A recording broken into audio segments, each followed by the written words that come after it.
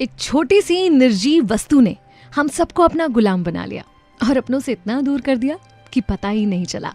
94.3 my FM से मैं विनी आपके साथ, और चलो आज कुछ अच्छा सुनते हैं। शुक्ला जी की कहानी सुनाती हूँ। एक साधारण सी सुबह थी। घर में सभी लोग बाहर सोफे पर बैठे थे और ऑब्वियसली सबके हाथ में अपने अपने मोबाइल थे। शुक्ला जी को कुछ दर्द सा महसूस हुआ हार्ट में, और उन्हें कुछ घबराहट सी हो रही थी, अनकंफर्टेबल महसूस कर रहे थे। उन्हें लगा कि ये नॉर्मल नहीं है, मुझे डॉक्टर को दिखा लेना चाहिए। हॉल में आए और अपनी पत्नी से कहा कि मुझे थोड़ा ठीक नहीं लग रहा, मैं डॉक्टर के पास होके आता हूँ। पत्नी ने मोबाइल से आंखें भी नहीं हटाई और उनसे कहा ठीक है, और कुछ ज़रूरत हो तो मुझे कॉल कर देना। और शुक्ला जी चल दिए। नीचे पहुंचे तो एक्टिवा पर किक मार रहे थे जो कि स्टार्ट नहीं हो रही थी। उसी समय वहां पर आ पहुंचा उनके घर काम करने वाला ध्रुव, जो उस बिल्डिंग के बहुत सारे फ्लैट्स में घर का साधारण काम किया करता था। ध्रुव उनके पास आया और बोला, क्या हुआ साहब जी, ये गाड़ी स्टार्ट नहीं हो रही क्या? तो उन्होंने कहा हाँ, शुरू नहीं हो रही है। बोला, साहब जी आपकी तो तबीयत कुछ ठीक नहीं लग रही, आपको तो बहुत पसीना आ रहा है। ऐसी हालत में आप ये मत कीजिए, लाइए मैं किक मार देता हूँ। कहाँ जा रहे हैं आप? उन्होंने बताया, मैं डॉक्टर के पास जा रहा हूँ। ध्रुव ने पूछा, अकेले जा रहे हैं? तो उन्होंने हाँ में सर हिलाया। बोले, आप कहें तो मैं आपको साथ ले चलूँ? इन्होंने पूछा, गाड़ी चला लोगे? बोला, हाँ मेरे पास लाइसेंस है, मैं चला लूंगा। ध्रुव उन्हें अपने पीछे बिठाकर अस्पताल ले गया।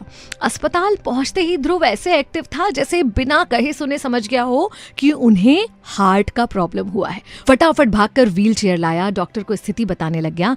डॉक्टर ने उनके सारे झटपट टेस्ट करे स्थिति को भांपते हुए, और ये भी कहा कि अच्छा किया जो आप जल्दी आ गए, और ऐसे समय पर व्हील चेयर का उपयोग करके तो आपने बहुत ही अच्छा किया।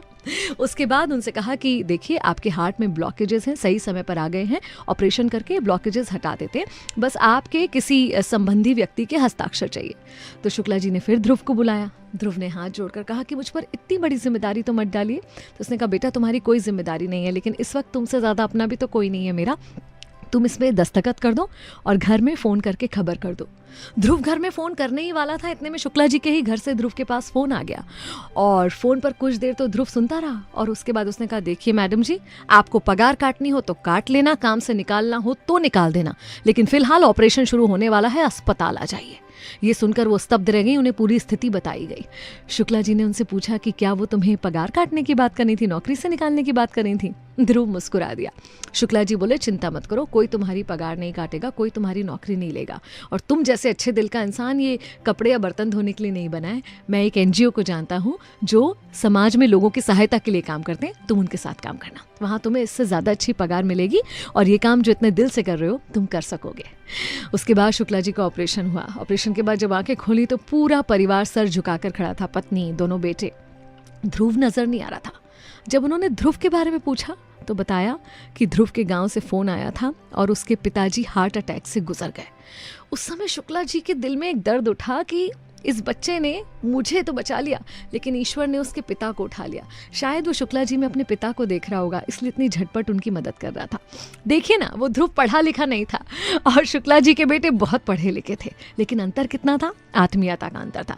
ये एक निर्जीव सा मोबाइल जो हम सबके हाथ में होता है, इसमें हम परिवार के साथ होते हुए भी साथ नहीं होते। तकलीफों को देखते तो हैं लेकिन समझते नहीं हैं और अनदेखा कर देते हैं। तो अब वक्त आ गया है कि ये मोबाइल जिसकी हमें ज़रूरत तो है, लेकिन उसका इस्तेमाल हम बहुत समझदारी से करें, जितना ज़रूरत है उतना करें और मर्यादित इस्तेमाल करें, और परिवार में इसकी वजह से रिश्तों को बिखरने ना दें। मैं हूँ विनी आपके साथ, चलो आज कुछ अच्छा सुनते हैं।